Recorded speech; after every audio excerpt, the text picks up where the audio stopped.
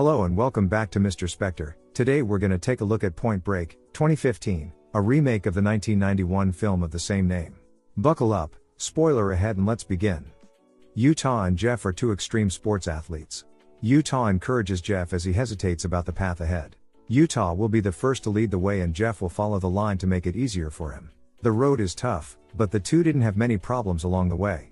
The final challenge is to fly their motors to the small cliff on the other side. Utah completed it with ease, but Jeff accelerated a little too much that he couldn't brake in time when he reached the small ledge. Utah tried his best to pull his friend, but Jeff fell over.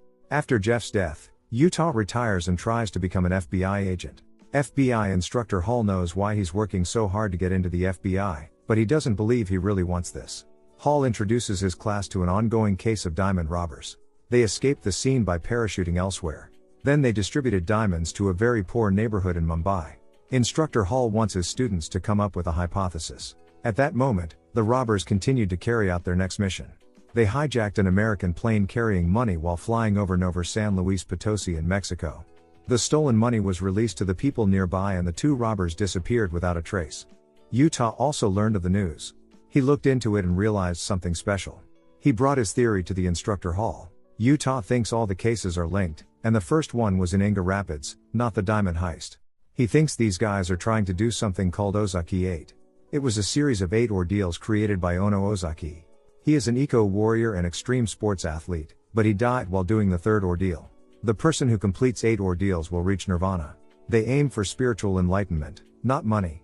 They will finish an ordeal and then perform a robbery, or they'll do both at the same time like the one in Mexico.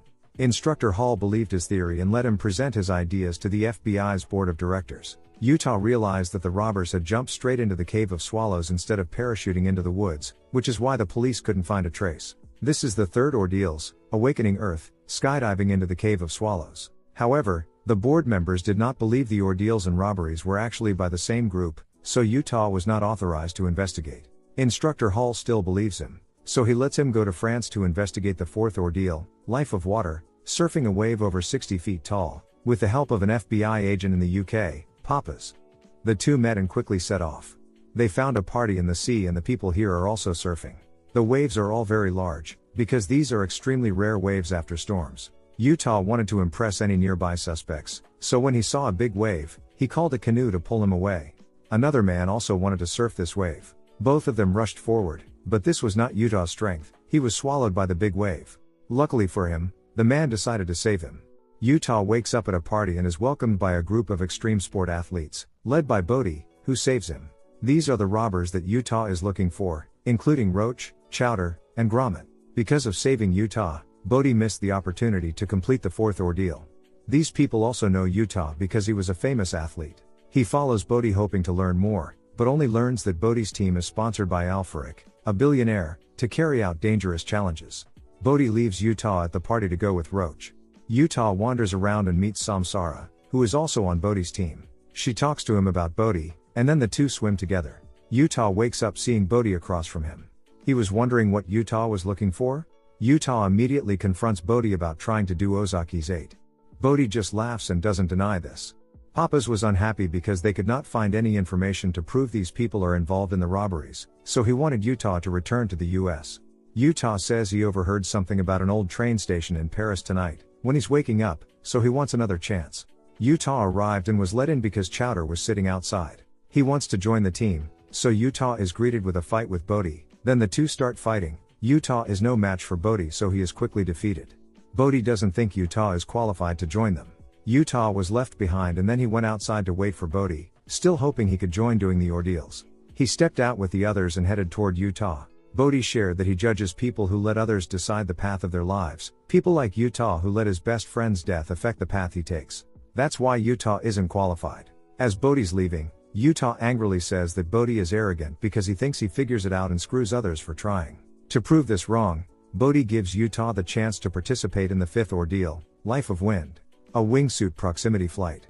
The next day Utah with Gromit, Roach and Bodhi climbed a ridge in the Alps. After almost a day, they reach the place they need to be. Bodhi calculates the amount of time they have by dropping a rock that Utah was tricked into carrying.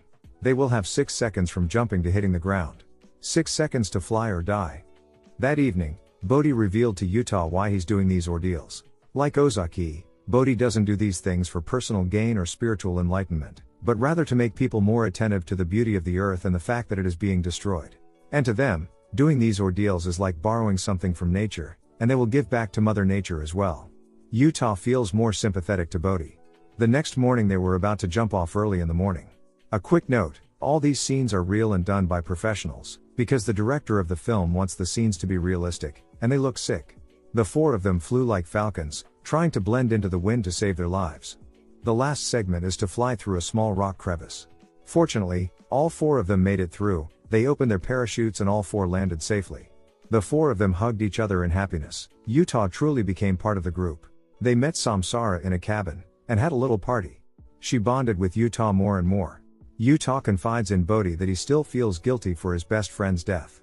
Bodhi explains that they can only decide their own fate and must let others have their own too. The next ordeal is Life of Ice. They will ski from a dangerous mountain in Italy, where no one has ever dared to slide down. Gromit will be at the helicopter when they need rescue. Chowder, Roach, Bodhi will join Utah. While the others were hesitant, Utah was already starting to slide, so the rest of them followed Utah's slide. This mountain was really dangerous. They had a lot of trouble sliding down. After crossing a slope, the group had to stop because the front was already beyond dangerous levels. Roach calls for a helicopter, but Utah recklessly continues to slide down. Bodhi gets excited and encourages the rest to keep going. However, they did not expect that the slopes were so out of control. Chowder lost control of his speed and fell off a cliff. Utah feels extremely guilty about his decision, but Bodhi explains that it is Chowder's decision and that no one should pay the price for someone else's choice. They brought Chowder's body back to be cremated and held a farewell party for him. Samsara sat with Utah. He still felt bad about losing Chowder. He didn't believe this was what Ozaki wanted, so Samsara told him the truth about Ozaki. Ozaki believes in giving back to nature. His way of giving back could be as simple as planting a tree, or giving Samsara a home after her parents were killed in an avalanche. Ozaki was actually killed during the third ordeal. His boat was in between a whale pod and whale hunting ship. They ignored Ozaki and rammed his boat. Samsara believes it was Ozaki's mistake because he thinks the world can be changed with ideas. She believes they need to take more practical actions. Bodhi was still on the boat at that time, but he did not tell the truth and decided to complete what Ozaki had started in a different way. Ozaki was an eco-warrior and Bodhi was an eco-terrorist. And then they have some fun. Papa's called Utah and he quickly arrived at a dock. He does not believe that this group of people are criminals because he has installed cameras at Alfaric's house. They were just partying. He also found out Utah did it with Samsara.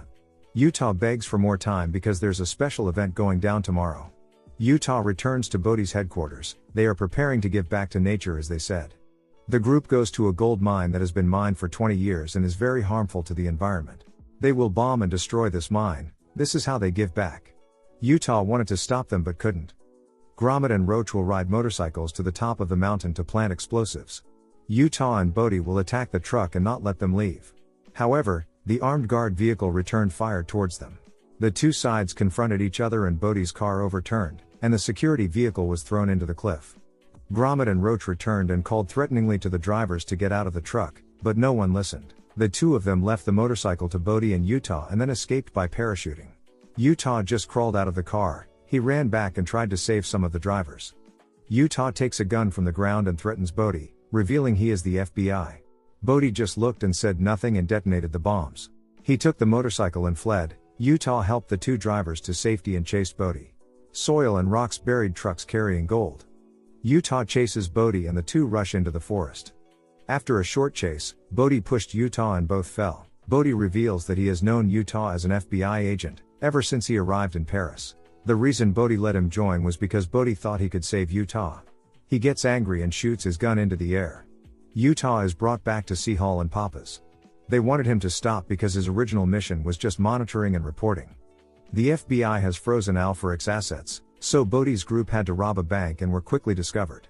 Today was Saturday, so they could only rob a bank at the top of a mountain, where there was only one way up and down. Utah joined the local police in an ambush just outside. The two sides began to fight, firing bullets at each other. After several policemen were shot down, Roach was the first to die on Bodhi's side. Bodhi gets angry and throws smoke bombs to escape. Another broke the window and jumped out. Both shoot covering fire to create some space to escape. Bodhi gets away in a small alley. The other gets a motorbike and drives away. Utah chases after the motorcyclist and punctures his tire. He was still getting up and kept running, then hit in a cable car. Utah dared to jump to the car. The robber opened fire on Utah but failed to hit. He rushed inside and shot down the robber, thinking it was Bodhi. But Utah did not expect it to be Samsara. He heartbrokenly hugged the girl.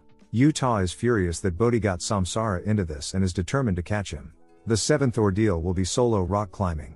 There will be no protective gear and there will be no second chances. Utah researched and found only 4 places met Ozaki's standard for this ordeal. And there is only one place that Bodhi will go, that is Angela Falls in Venezuela, the highest waterfall in the world. The other 3 are within reach of the US government. Since the last ordeal no one knows what it means, and for the 4th ordeal, they never know when there will be waves as big as the time in France. This will be their last chance to catch Bodhi. Because the US is not having good relations with Venezuela, Utah had to quietly enter the country with Papas. When he reached the waterfall, Bodhi and Gromit had already started climbing. Utah has no choice but to start climbing. They really had a hard time because this waterfall is very difficult to climb. After climbing halfway, Gromit made a fatal mistake. He had difficulty and could not continue climbing. After many tries, Gromit had to let go and promise to meet Bodhi again in the other world. Bodhi and Utah were helpless as he free-falled and kept climbing. With strong will, both of them managed to reach the top of the waterfall. Utah advises Bodhi to surrender but does not expect Bodhi to let himself fall. Utah wanted to save Bodhi, so he fell too. This is the 8th ordeal, the act of ultimate trust, believing Mother Nature will save them. Utah fortunately survived with many injuries and Bodhi was nowhere to be found. Papas found Utah and while he was warming up, he gave him the official FBI card. Papas quietly asked to do it quickly for Utah. He saw Utah qualified after all he'd done. 17 months later, Utah found Bodhi in a storm.